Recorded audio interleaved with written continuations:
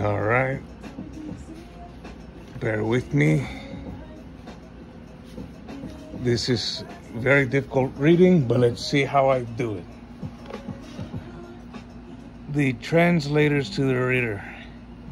Zeal to promote the common good, whether it be by devising anything ourselves or revising that which hath been labored by others, deserveth certainly much respect and esteem, but yet findeth but cold entertainment in the world. It is welcomed with suspicion instead of love, and with emulation instead of thanks. And if there be any hole left for cavil to enter, I don't know this word, and cavil, if it do not find a hole, will make one. It is sure to be misconstrued and in danger to be condemned. This will easily be granted by as many as know story or have any experience. For was there ever anything projected that favored any way of newness or renewing, but the same endured many a storm of gainsaying or opposition? A man would think that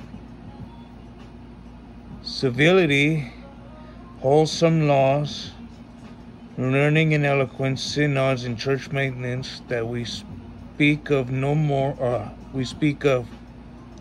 things of this kind, should be as safe as a sanctuary, and our out of shot, as they say, I think that's what it is, as they say, that no man would lift up the heel, no, nor dog move his tongue against the motioners of them. For by the first we are distinguished from brute beasts led with sensuality. By the second we are bridled and restrained from outrageous behavior, and from doing of injuries, whether by fraud or by violence.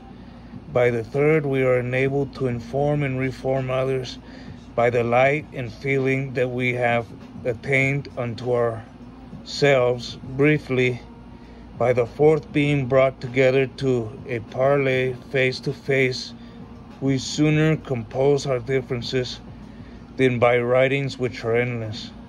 And lastly, that the church be sufficiently provided for is so agreeable to good reason and conscience, that those mothers are holden to be less cruel that kill their children as so one as they are born, I believe that's what it says, then those nursing fathers and mothers, wheresoever they be, that withdraw from them to hang upon their breasts, and upon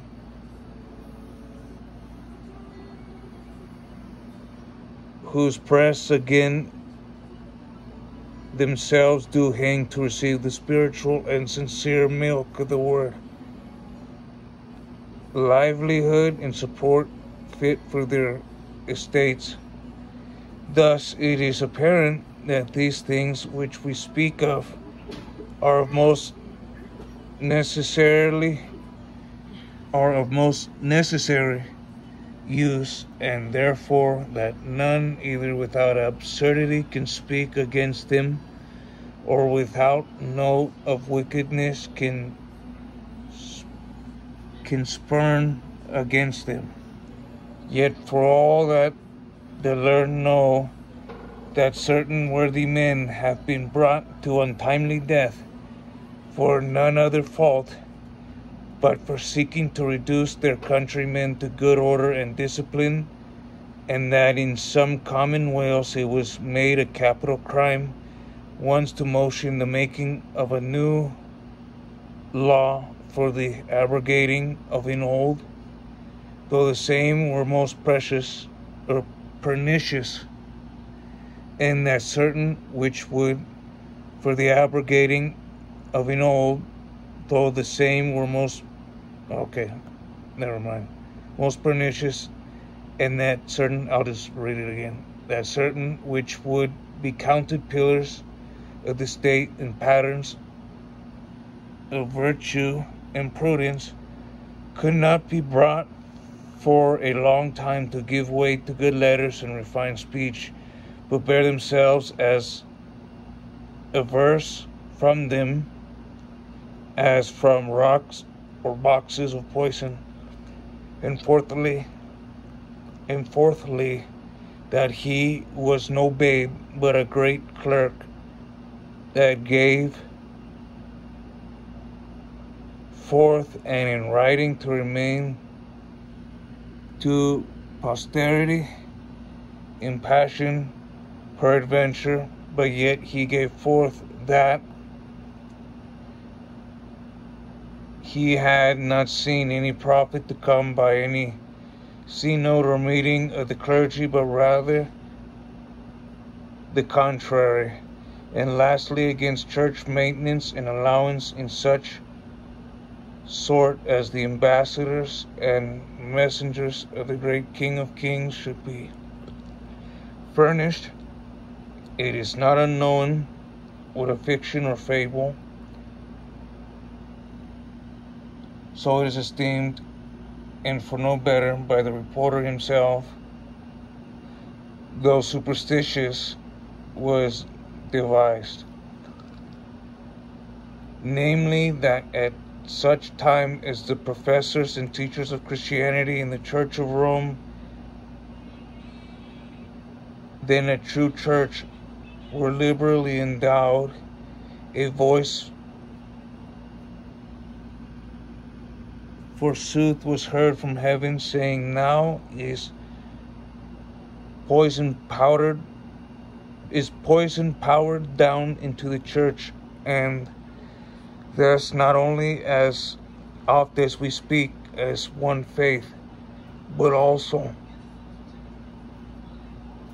oft as we do anything of note or consequence, we subject ourselves to every one's censure, and happy is he that is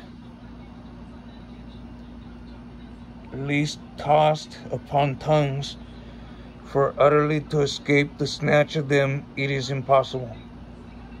If any man conceit that this is the lot and portion of the meaner sort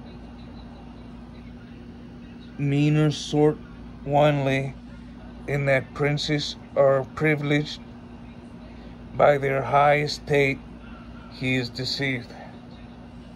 As the sword devoureth as well one as the other, as it is in Samuel, nay, as the great commander charged his soldiers in a certain battle to strike at no part of the enemy,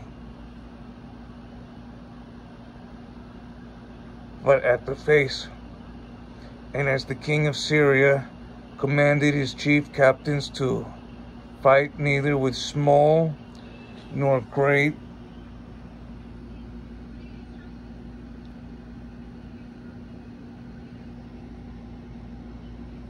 save only against the king of Israel, so it is too true that envy striketh most spitefully at the fairest and at the chiefest.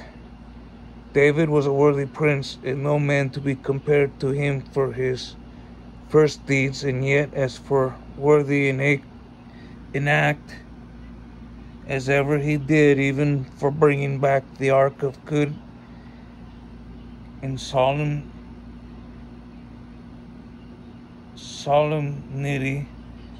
He was scorned and scoffed at by his own wife. Solomon was greater than David, though. Yeah, I'm having a lot of problems reading this. I'm brand new to this, but more coming soon.